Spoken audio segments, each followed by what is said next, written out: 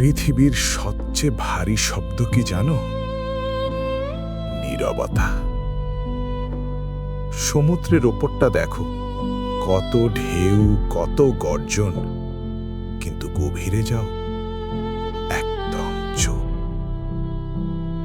আমার মনের ভেতরটাও আজ রকম।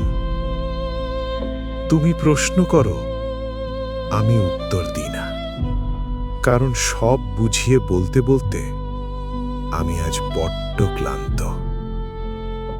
যখন দেখবে আমি চুপ হয়ে গেছি, বুঝে নিও অভিযোগ আর নেই, আছে শুধু হতাশা।